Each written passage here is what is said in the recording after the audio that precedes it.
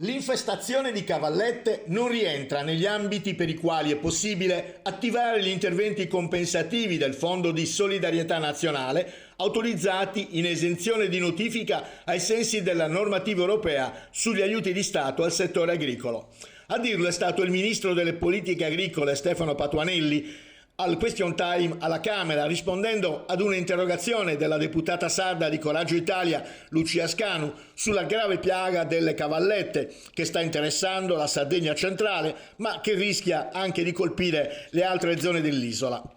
Una situazione che sta mettendo in crisi molte aziende agricole, danneggiando colture e compromettendo seriamente i raccolti. Sulla vicenda ha preso posizione anche la sindaca di Noragugume, Rita Zaru, che ha scritto alla FAO per chiedere un immediato intervento, mentre una nuova denuncia per l'invasione delle cavallette è arrivata anche dal sindaco di Bortigali, Francesco Caggiari.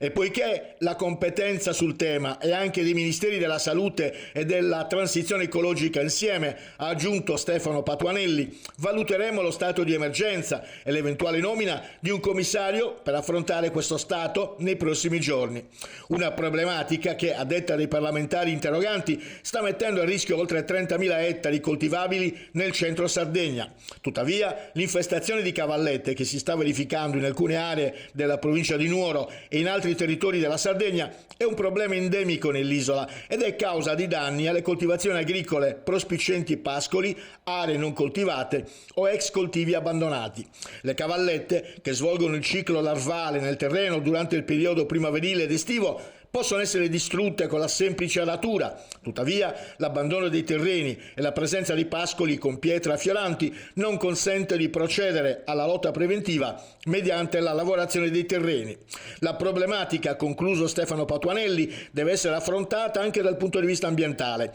con particolare attenzione alle aree non coltivate, non solo intervenendo con insetticidi alla comparsa degli adulti, ma anche agendo attraverso i potenziali predatori e parassitoidi per contenere le infestazioni a livello endemico al fine di limitare i danni.